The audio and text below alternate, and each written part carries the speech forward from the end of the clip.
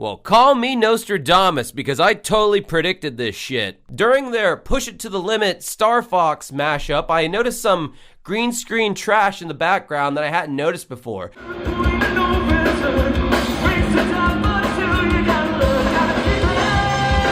Could we possibly be getting a new Rex VIPER music video? That's just what the world needs right now. That video was released a month ago, but as of the filming of this video, 2 weeks ago, James released this. Hey, I just wanted to let you know about something I'm very excited about, something I've been holding on to for a long time, but no more holding back. Bombs away, boys, bitch! Sorry, I mean, there's more Rex VIPER music videos. Yes, not only does this mythical Rex VIPER album actually have a chance of coming out, but in the meantime, we're being treated to like 7 or 8 music videos from the premier band that makes it workout music for nerds. Also, oddly enough, during the Rex VIPER has launched video, we learned that James has been just kind of sitting on these music videos for about 4 years now. We're not really given a reason as to why these videos haven't been released. Maybe they were being saved as pieces of promotional material for the album release. Either way, he's dropping a new video every Wednesday for the duration of the summer. He also explains that the album is in the end stages of production, and as of today, 2 brand spanking new Rex VIPER music videos have been released. So stick around as my meat riding adventures continue. This is Dancing with Ghosts.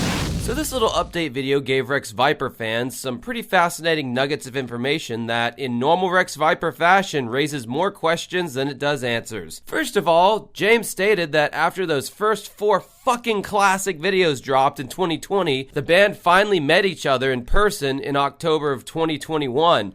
For their first ever live rehearsal. Given the well-documented debacle of their first live performance at the Too Many Games convention, I'm going to go out on a limb here and say that this was probably their only band practice that they had.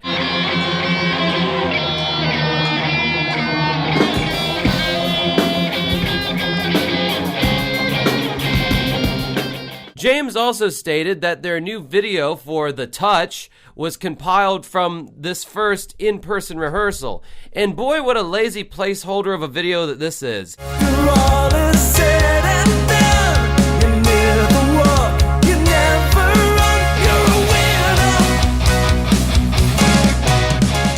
It is indeed just the band rehearsing at a practice space with a black and white filter slapped over it with live performance footage interspersed throughout. And just to get off topic for a second, but speaking of thrown together, have you ever seen such an awkward jump cut in a James Rolfe video? Stay tuned every week.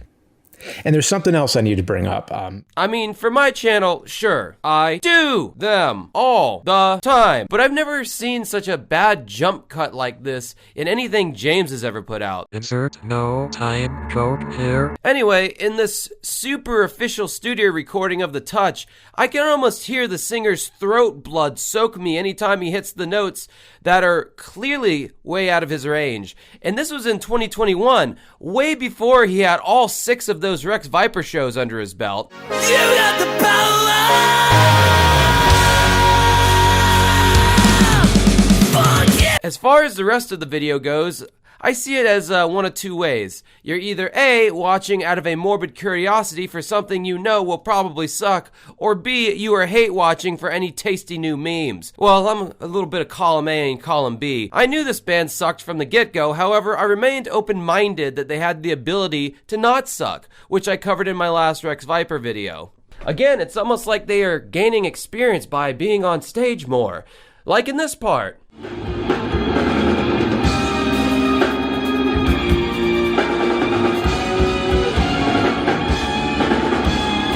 Having said all of that, I do feel like there is a small minority of people that are just ride or die for James Rolfe and anything he chooses to do. They are going to find that silver lining.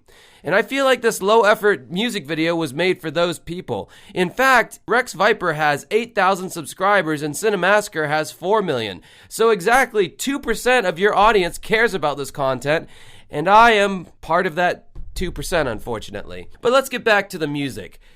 It's serviceable, but a cursory YouTube search would yield more impressive results. You got the touch.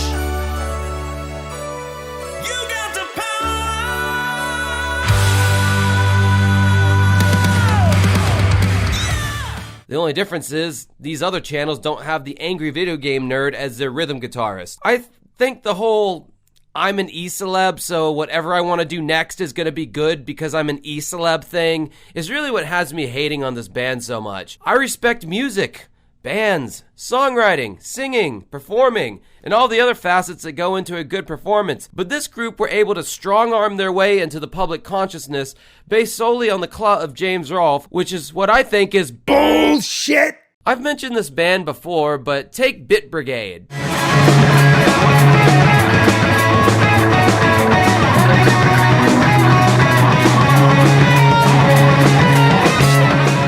Sure, they may not do corny 80s mashups with NES soundtracks, but they are so much more solid and entertaining than Rex VIPER could ever be. And I'm sure they do pretty decently on the game convention circuit, but it probably took them years and years to get where they are.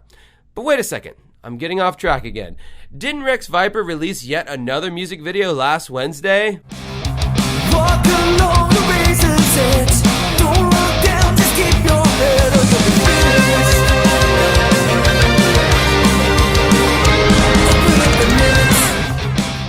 Anyone who has watched Scarface or played Grand Theft Auto 3 is aware of the Push It to the Limit song. Well, Rex VIPER mashes this up with the Star Fox theme.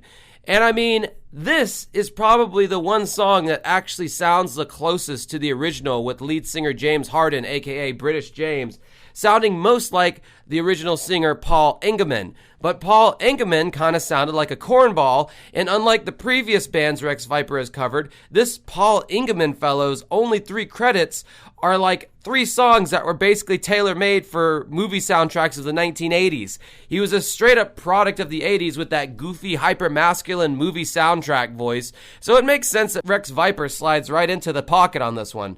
Bands like Survivor and Huey Lewis and the News were forces to be reckoned with vocally, and those are the songs that British James really suffers on. But this song sounds fine, I guess. Past the point of no return. You reach the top, but still you gotta learn how to give it. The main takeaway I got from this video was James Rolfe's more predominant hairline. But then I was reminded that this video is over 4 years old, so it makes sense that he'd have more hair at this juncture. I'm sorry, man. I'm not trying to harp on this, but he just looks a lot less creepy when his large egg-like dome isn't exposed to the world. Anyway, unlike the legendary pandemic videos of 2020, this video looks like something that would only be serviceable as a background sequence at a live show, and not a video that really stands on its own. This reminds me, and I don't know if this even ever existed, it might have just been something in the cartoons or in the movies, those record your own song booths in the mall where you stepped inside the booth and you paid like $20 and did like a karaoke version of a song with some cheesy effects added behind you. Yeah, that's basically what this video is. It's fine for what it is, honestly, and I can only assume all the other videos are going to be like this, just kind of green screen trash. We shall see though, I guess. In conclusion, I'm just glad to see that Rex VIPER is still alive and well. They are, in fact, going to be not only putting out a full-length record in the future, but they're going to be putting out a fucking vinyl record. Good goddamn, dude. This is tantamount to Corey Feldman releasing Angelic to the Core on vinyl, which actually isn't a horrible idea. Like, why does this need to exist as a vinyl record, though? Is it really going to sound better on vinyl, bro? With that being said, I'm totally going to have to ironically purchase Rex VIPER's first album on vinyl because, yes, I'm that douchebag. But as someone who's looked into getting their own music, my music, on vinyl, I am well aware that vinyl records are super expensive to produce. So I can't imagine a profit is going to be made here unless they sell them for like $50 a pop. And if you pay that much money for a Rex VIPER record, then kick your own self in the nuts. Given the numbers, I hope this band only orders a couple hundred records at the very most, or James is going to have to find more space in his house for unsold Rex VIPER records, which will inevitably piss April off, and the Bulls will make him pay dearly. Mike Coolgreen. Anyway, this has been Dancing with Ghosts. Feel free to comment on how I will never be as successful as Rex VIPER or James Rolfe, how cringe I am, or how this whole thing is a big grift. But until next time, have a good rest of your night.